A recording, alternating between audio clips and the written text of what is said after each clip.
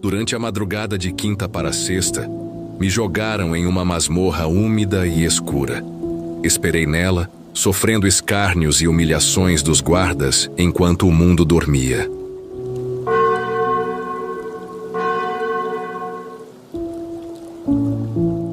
Ao longo dos séculos e em diversos lugares do mundo, Deus sempre elegeu homens e mulheres para iluminar as almas com a sua luz. Para essas almas eleitas, nosso Senhor chegou a fazer aparições e revelações que continuam impressionando e emocionando até hoje. E eu quis reunir nesse vídeo as 5 perguntas que Jesus respondeu sobre a sua dolorosa morte na cruz. Foram respostas em forma de revelações para alguns santos e místicos da Santa Igreja Católica. São revelações privadas que, embora a Igreja não tenha encontrado nenhum erro teológico, não são dogmas, ou seja, nenhum católico é obrigado a crer. Porém, são revelações que vão te ajudar a meditar e a olhar para a cruz de Jesus com outra visão. Revelações que, além de aumentar a tua piedade, sempre vão te auxiliar e a te inspirar a nunca desistir, como nosso Senhor nunca desistiu e seguiu firme até o fim. Mas antes da gente começar o nosso vídeo, eu queria muito pedir a você que ainda não segue o canal, que se inscreva, deixe o seu like, porque isso ajuda bastante no meu trabalho de evangelização. E você também pode deixar o seu pedido de oração aqui nos comentários, que eu vou colocar a sua intenção na minha oração durante toda essa semana. A primeira pergunta, Jesus responde para Santa Gertrudes. A grande Santa Gertrudes foi uma monja beneditina e também uma mística e teóloga alemã de carisma espetacular que viveu no século XIII. Desde pequena, Santa Gertrudes vivia uma belíssima intimidade com Nosso Senhor, o que fez com que ela desenvolvesse uma profunda devoção e piedade à sua dolorosa paixão. Foi para ela que Jesus respondeu sobre a sua solidão que ele enfrentou no Horto das Oliveiras. Responde Jesus que ele levou os apóstolos até o Horto das Oliveiras naquela quinta-feira porque ele não queria passar pela agonia sozinho, mas que o abandono dos seus amigos lhe causou uma grande chaga invisível na alma. Essa chaga se tornou uma das 8 dores espirituais que mais tarde Jesus contaria para outra santa da igreja. Questionado sobre o suor de sangue naquela noite, momentos antes dele ser preso injustamente, Jesus responde o seguinte: O suor de sangue não foi apenas uma reação ao medo da morte, como tantos pensam, mas a visão de todos os pecados da humanidade e a ingratidão das almas que iriam ignorar o meu sacrifício. A cruz era humanamente impossível de carregar, pois ela continha o peso místico de todos os pecados do mundo. E não se deu conta que sentiu o peso físico de todos os pecados como se uma multidão estivesse literalmente pisoteando a sua alma. Jesus também mostra para Santa Gertrudes o seu coração aberto, descrevendo aquele coração como uma porta sempre aberta. Ele assegura que essa porta, que é o seu coração misericordioso, é um refúgio seguro para todos os pecadores. Uma revelação bastante forte é que a lança de São Longuinho entrou pelo lado esquerdo e atravessou completamente o coração de Jesus. Aquela água e sangue que jorraram do peito aberto de Jesus foi sangue e água do seu coração, que se transformaram numa fonte inesgotável de misericórdia para todas as almas. A segunda pergunta, Jesus responde para a beata Ana Catarina Emmerich.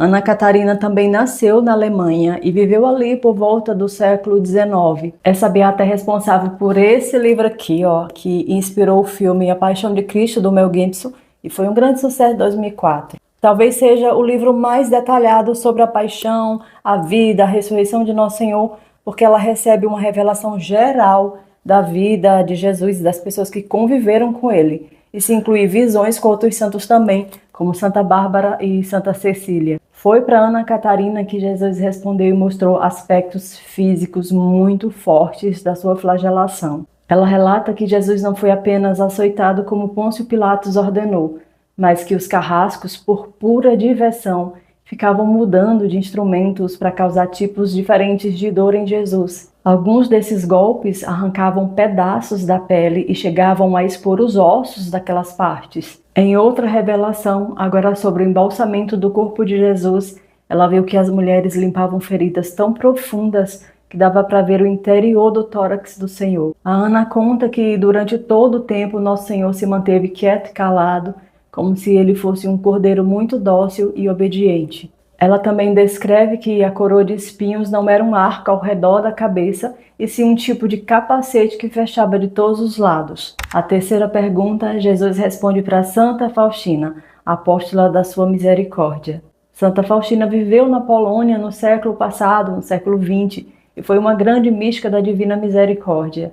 Para ela, Nosso Senhor também fez impressionantes revelações sobre a sua dolorosa paixão. Só que o foco das coisas que Nosso Senhor revelava para Santa Faustina era o seu amor pelas almas. Era como um apelo derradeiro para a humanidade. Ele batia muito nessa questão, até como uma forma de abrir os nossos olhos e fazer o mundo perceber que a volta dele está muito próxima.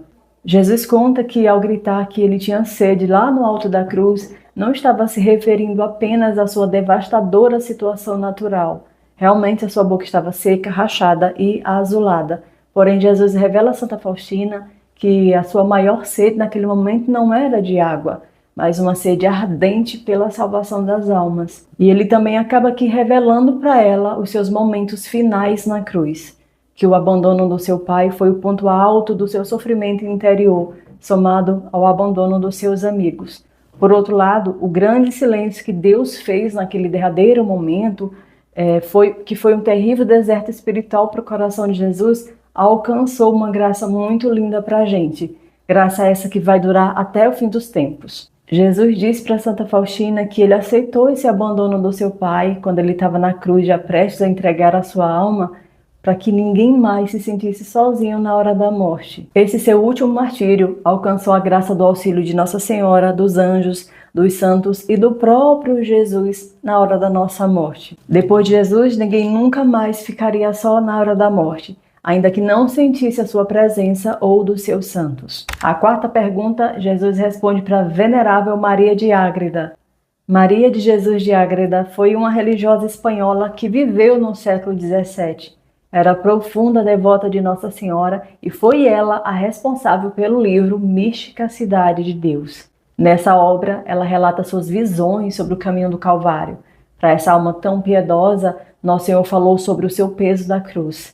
Disse que era desproporcionalmente pesada por um grande motivo, porque ele carregava o peso de todas as faltas do mundo. Em poucas palavras, era a sua cruz cravadas ali na madeira que ele era obrigado a carregar subindo a montanha do Calvário. Não era só um símbolo de madeira que Jesus estava carregando, eram os pecados do mundo inteiro, das pessoas que já haviam falecido, das que viviam naquela época e das que ainda iriam nascer. E essa cruz era tão pesada que abriu no corpo de Jesus a chaga física mais dolorosa, que era um buraco no ombro que ficava mostrando o osso. E a cruz ficava batendo nela, ficava roçando no osso, isso durante a subida inteira do Calvário. A venerável Maria de Ágreda também viu o encontro da mãe com o filho no caminho do Calvário. Mas aquele encontro de Jesus com Nossa Senhora surtia dois efeitos, tanto nele quanto nela. Ela viu quanto os corações de Jesus e Maria são inseparáveis, ao mesmo tempo em que Jesus se fortalecia a cada vez que ele via sua mãe. Sua dor física também aumentava, e aumentava por vê-la derramar tantas lágrimas. O sofrimento daquela alma tão pura que ele amava mais do que todas as outras criaturas, criava no coração de Jesus uma espécie de martírio duplo. Para essa religiosa, Jesus não só mostra como ele responde o quanto ele ama a Santíssima Virgem, que ela é um tesouro intocável do seu coração, e que muito lhe entristece quando seus filhos rejeitam essa mãe, que ele mesmo entregou durante a maior manifestação do seu amor e misericórdia. A quinta e última pergunta, Jesus responde para Santa Camila Batista. Santa Camila nasceu e viveu na Itália no século XV e foi uma monja clarissa que também era bastante devota da Santíssima Virgem. Foi para essa filha de Santa Clara que Jesus respondeu, enquanto ela meditava na sua dolorosa paixão, que ele teve 8 dores espirituais.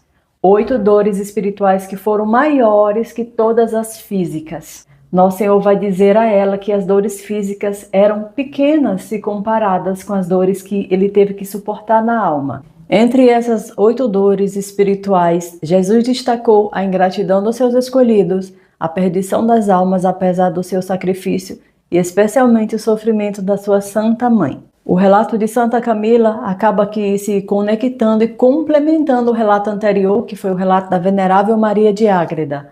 Ela conta que, além das próprias dores, Jesus sentia as dores de Nossa Senhora, que as lágrimas dela lhe davam uma grande dor na alma. Santa Camila não consegue descrever em palavras o que Jesus lhe mostrou, mas ela conta que ele sentia em si o sofrimento da mãe como se fosse uma alma dentro da sua, ou seja, o mesmo coração, carne da sua carne. E Jesus termina dizendo que o abandono dos seus amigos é uma traição que renova uma chaga no seu coração, e que a ingratidão é a resposta que mais lhe fere, porque Deus nunca dá o que é mal.